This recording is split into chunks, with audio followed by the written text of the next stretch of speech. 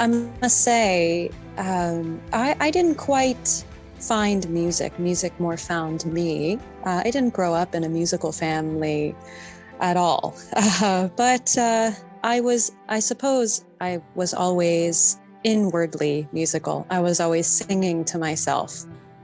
And I was always sort of, as an introverted child, I was always sort of engaging with my own inner world, these little universes inside my imagination. And I suppose those universes were musical. So my mother overheard me singing to myself as a young girl, and she signed me up for voice lessons. And I was probably 7 years old at the time, and I never stopped singing since. I eventually went on to study music at Berklee College of Music in Boston. And that's where I discovered music therapy. And as much as I've always loved singing and performing, I think what it was about music that truly captured me was two things: the storytelling aspect and the human connection aspect. Mm-hmm. And so through the human connection, through that engagement in music, that's where I came upon music therapy. That's where I discovered music therapy, and I knew that was what I was meant to do. And that's the beginning of it.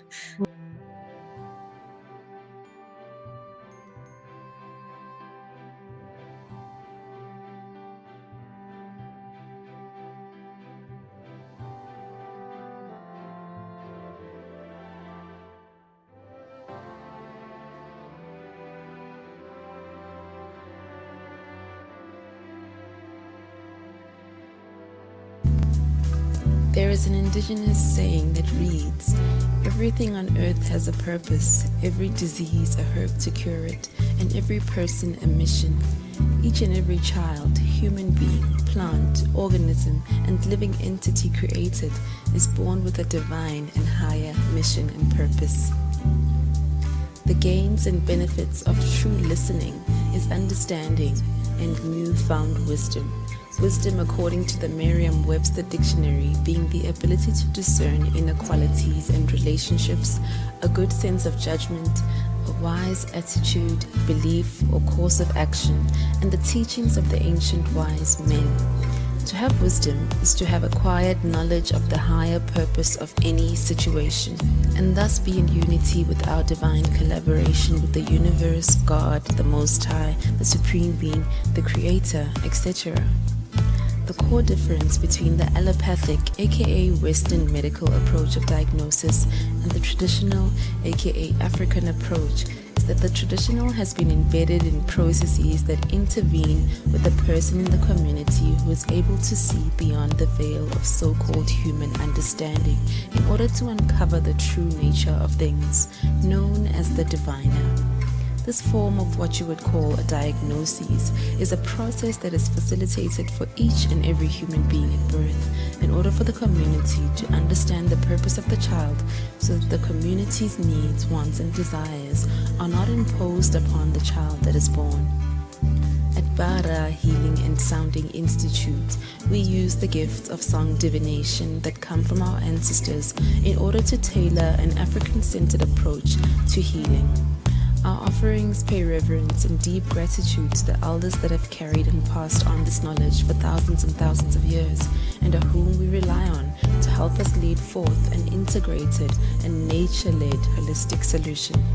We incorporate indigenous music therapies, sound healing, herbal remedies, movement exercises, organ tonification exercises, foods, elemental, mental, emotional, spiritual, and planetary astrological significators, vocational placing, as well as ways in which the community can be of support to you on your healing or personal development.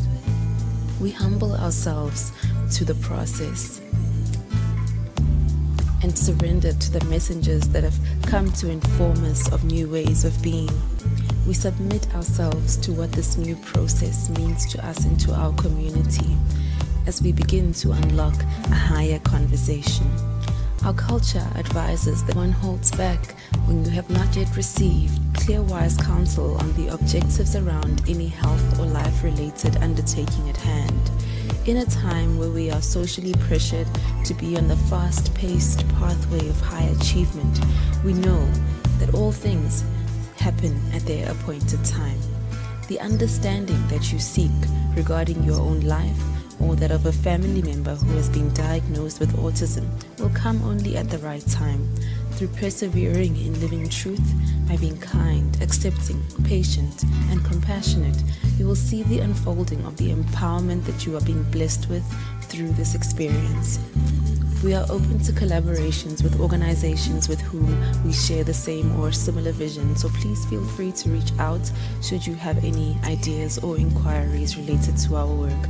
We would like to thank Ritisha Sana, Sakata, and Sakofa for allowing us to be a part of this important event in Bagamoyo. Ashe.